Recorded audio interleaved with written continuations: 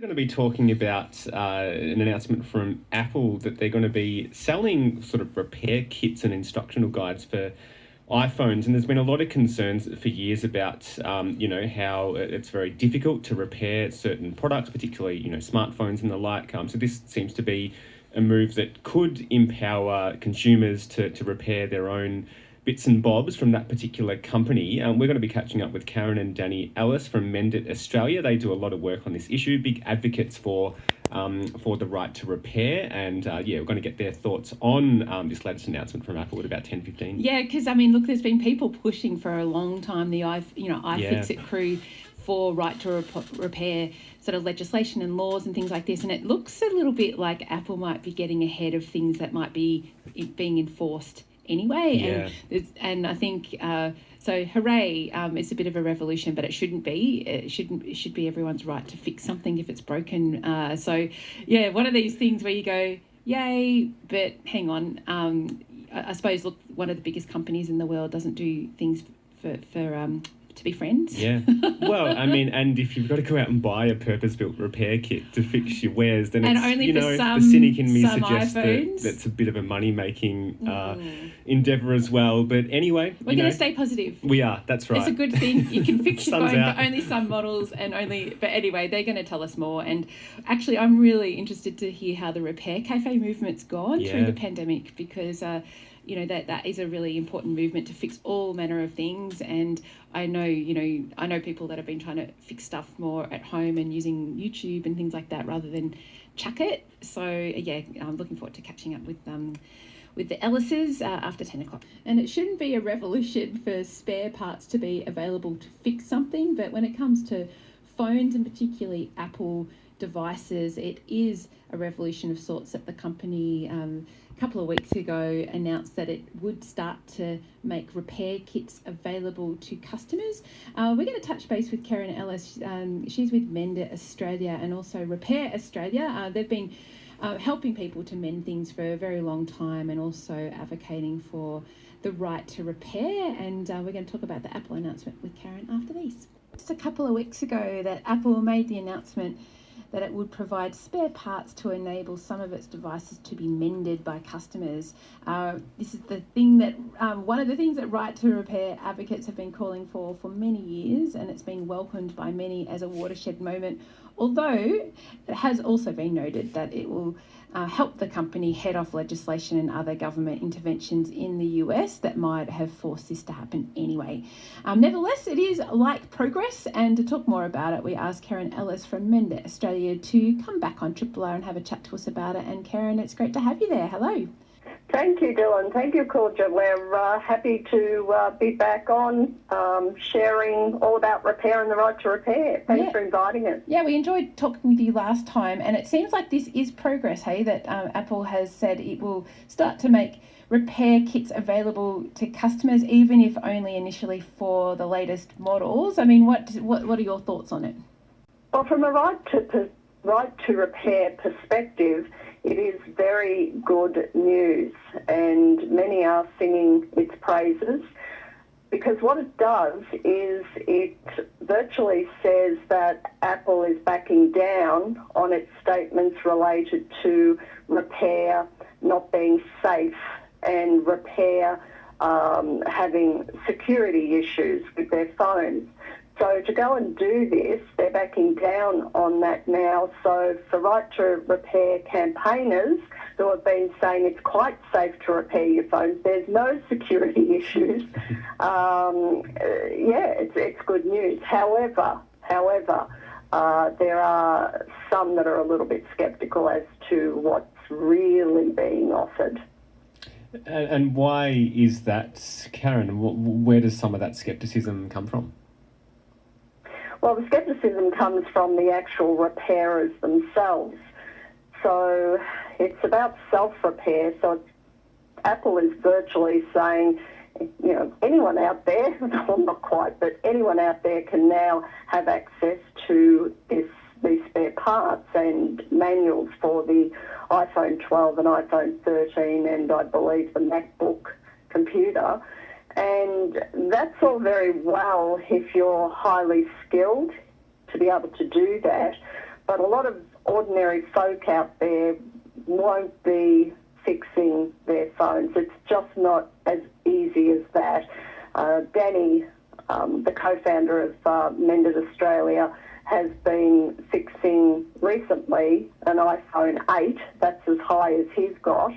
And that was quite doable because there were no sort of security issues with the phone, and he could get into it and repair it. But it was difficult. We've got that on video, him talking about that, and just how it's not easy. Not everybody out there is going to be able to even fix an iPhone 6, 7, 8. And so, I mean, I suppose to dig into that a little bit more, it's well and good to have the repair kits available, and I think for purchase, so spare parts available and a manual and things like that. But if the phone's built in a certain way that makes it really difficult for your average customer or even a handy customer to be able to fix it, then it's, what value is it? Is that sort of an open question still, Karen, do you think? Yes, absolutely. Spot on there. Well said. That's exactly right. What value is it going to be? People are thinking, oh, great, I'll be able to fix my iPhone 12. I'll get the spare parts. I'll get the manual. It's just not that easy. These devices are really very tricky to fix, and the screws, I mean, on an iPhone 8, Danny had 30 screws, tiny little screws that you can hardly see, and all different types of screws. It's just a nightmare. There's glue, things are glued in, and it's going to be. So I think it's just not. It's smoke and mirrors. Yeah. It's smoke and mirrors, and we're being indulged a little bit by Apple.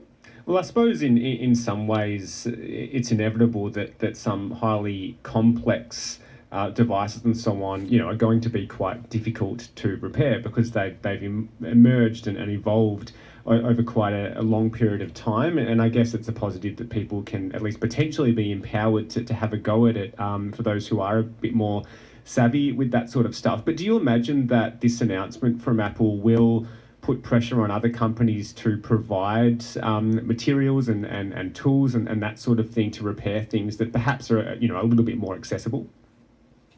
Dylan, just getting back to that empowerment, definitely. That is something that is really important for the right to repair movement. If you really do buy your iPhone 12, your iPhone 13, and you're just an ordinary Joe out there that really just wants to tinker and have a go and has never done it before, you own it, you should be able to get spare parts and manuals and have a go at it. So I wanted to say that right to repairers feel that it's very important for people to be able to fix the stuff they own, not to be dictated to by the OEMs. And in regards to the other thing you mentioned, what was that? I forget. I just had to go back to the empowerment part. Just whether you think that this move from Apple will put pressure on other companies to provide materials and tools to fix things, going forward. Yes, look, definitely. Microsoft has already beat Apple to the post. They have succumbed to their shareholders and have started to offer up some of their information. I'm not au fait with exactly what they've offered, but that's happened. Apple is starting to succumb to the legislators, the FTC over in the US, and shareholders. So there's a move, and it's going to happen. I think Dell have already come on board. There's other companies as well, yes, and not just the computer companies either. It's good. Yeah, and it's interesting, isn't it, Karen? Because I think if you had a vehicle that you were driving and you couldn't actually take it to even a specialist to get fixed, that wasn't part of the named brand company, people would be up in arms, particularly if you're in a regional area where you might not have every single car maker with a workshop there. Is this sort of the direction that we might go in now with regards to our devices, that we even if we can't fix it ourselves, the spare part kit is available to somebody on the main strip who might be able to do it for us, which has been a little bit out of reach for a lot of the devices until now, hopefully. Yes, well, that's true. Apple already offer third-party repair. They've got third-party repair people that have passed their courses. Independent repairers, if they sign up to some special program, can have access to Apple parts. So it's happening, and with the cars, yes, of course, there has been legislation, right to repair legislation passed in July this year, that and the first for Australia, that the Automotive Spare Parts Association that have lobbied very hard for a decade to get third-party repairers, automobile repairers, access to the OEM's information. So that's happening too. So yes, there's a groundswell. It's happening, but it usually takes a long time, 10 years for the Automotive Association, Spare Parts Association, to be able to get right to repair legislation through in Australia. So yeah, it takes a while. Yeah. Karen Ellis is our guest. She's one of the co-founders of Mend It Australia and also is on the steering committee of Repair Australia as well. We're talking about a decision from Apple to sell parts and tools for DIY iPhone repairs and also the broader right to repair movement in general. And we've heard a bit more sort of mainstream news, I suppose, around repair cafes and this movement springing up in areas all around Australia and internationally as well. How has that gone with different sort of lockdowns being imposed in particular states? I imagine if people are spending a lot of time around the home, they might, have time on their hands to have a go at fixing something. But have you noticed any uptick at all in people's interest in right to repair and also that broader repair cafe movement that's emerged?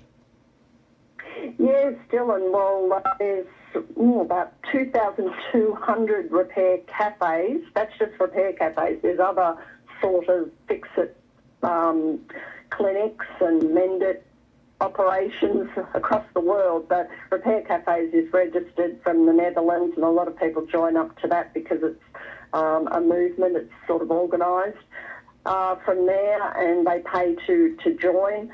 And, well, there's 2,200, as I said, in Australia, repair cafes. We're looking at about 60 of them. However, it all slowed down during the pandemic. When I say slowed down, they weren't operating and people weren't establishing repair cafes. However, many were still online posting information about repairing. They were offering repair online. A little bit difficult. We did some of that. We did 6 of those, but it is very difficult to repair online and when you're not there in person. However, we did try. And over the good decade that Danny and myself have been involved as Mend It Australia, this movement is, again, a groundswell. It's taking off. More and more people want to repair things. There's tool libraries starting to pop up everywhere. People are wanting to not buy stuff. They're wanting to share stuff. So it's looking good for repair. I was speaking to the federal government, Trevor Evans' department a couple of days ago, and they're extremely interested in the bigger picture community repair movement for Australia. How can we scale up repair at the local level? So Danny and I had quite a few initiatives there we wanted to discuss with them. That's quite exciting. The Scottish Government is also scaling up with community repair. That's come out of COP26. And, so they're wanting to actually provide funding. So it's good. It's good news for repair. So get repairing, everyone. And get repairing. It's where it's happening. Recycling it's important, but it's not as popular. It's not the poster child anymore. Reuse and repair is starting to take over. Yeah, and I understand since we spoke to you last, Karen, we're almost out of time, but I understand that Repair Australia has not only been born but also up and running since we spoke to you. Just quickly, what's the role of that organisation that you're on the steering committee for? Yes, well, that's the peak body for repair in Australia, and it's early days.